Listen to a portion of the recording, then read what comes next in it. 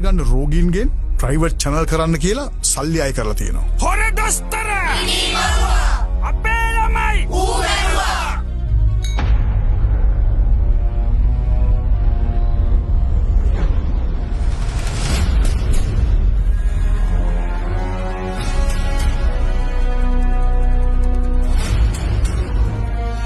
කවදා හරි වාට දැනුම දවසක මං ගාවට එන්න. ඒ බබා නැති වුණා.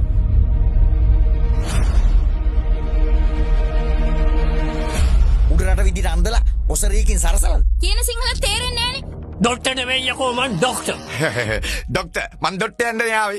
ඒකයි මන් දොට්ටේ කියලා කිව්වේ. නිගමට කොටමුකෝ. කෙනෙක්ට උදව් කරන්න ඒ කෙනා තමන්ගෙම කෙනෙක් වෙන්න ඕනේ නෑනේ. එකම මගක පාසක් මන් යන එකම මගක පියමෙන මං මේ සසර පුරා යන මග අවුරා නැති ජීවිතේ.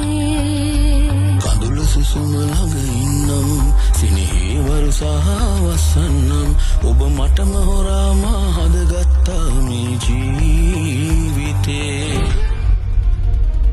This is your last warning.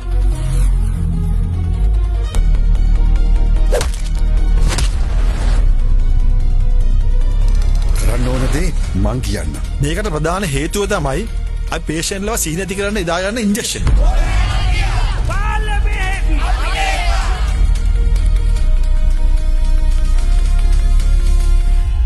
මේ බෙහෙත ගෙන්නලා තියෙන්නේ ඉන්දියාවේ රෙජිස්ටර් නොවුණු ආයතනයේ.